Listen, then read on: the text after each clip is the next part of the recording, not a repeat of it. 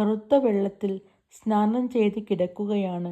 ഒഴുകുന്ന ഓടയല്ല, തളം കെട്ടി നുരഞ്ഞുകൊണ്ടിരിക്കുന്ന ഓട. ആഴമുണ്ട്, 5-6 അടി വീതിയുമുണ്ട്.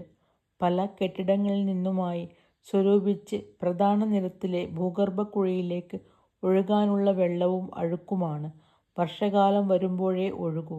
അതുവരെ തെരുവിന് ഒരു പ്രത്യേക മണം നൽകിക്കൊണ്ട് ഓട സമൃദ്ധമായി നിറഞ്ഞു തന്നെ കിടക്കും.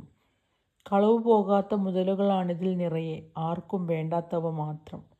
പുകയില നാക്കുകൊണ്ട് തള്ളിമാറ്റി അല്പം ഉമിനീർ വലിച്ചു തുപ്പി ദാദ പറഞ്ഞു, "അല്ല മകളെ, അത് ഭഗവാനല്ല." "അതേ ദാദാസാഹിബ്, തീർച്ചയായും അത് ഭഗവാനാണ്." സത്യഭാമ കുനിഞ്ഞു. "ഭഗവാൻ കാനയിൽ കിടക്കുമോ?" "ഭഗവാൻ എവിടെയാണ് കിടക്കാൻ പാടില്ലാത്തത്?"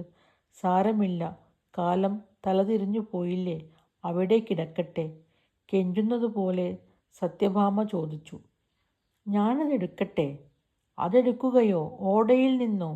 "അന്തസ്സുള്ളവരാരെങ്കിലും ഓടയിൽ നിന്ന് എന്തെങ്കിലും എടുക്കുമോ?"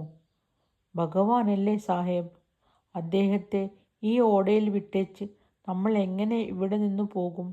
"ശരിയാണ്." ദാദയുടെ നെറ്റിയിലെ ചുളിവുകൾക്ക് ആഴം കൂടി. ദാദയുടെ മുഖത്തു തന്നെ നോക്കി നിൽക്കുകയാണ് സത്യഭാമ. വട്ടക്കണ്ണുകൾ വികസിച്ചിരിക്കുന്നു. നേർത്ത ചുണ്ടുകൾ പാതി പിളർന്ന് ചന്തമുള്ള പല്ലുകൾ മുഴുവൻ കാണാനുണ്ട്. സാരിക്കടിയിൽ പുലർക്കാലത്തെ വെയിലിൽ തിളങ്ങുന്നു. സിന്ദൂരപ്പൊട്ട് വിയർപ്പിൽ കുളിച്ച് കുതിർന്നു എണ്ണമയമുള്ള കവിളുകളിൽ പൊടിഞ്ഞ വിയർപ്പിൽ മഴവില്ലുകളുണ്ടായി. മൈലാഞ്ചിയിട്ട കൈകൾ കൂപ്പി അവൾ ഓടയിലെ ഭഗവാനെ തൊഴുതു. "എൻ്റെ ഭഗവാനേ." വഴിപോക്കർ വട്ടമിട്ടുകൂടി ഓടയിൽ നോക്കി. സത്യഭാമയെ വീണ്ടും വീണ്ടും നോക്കി.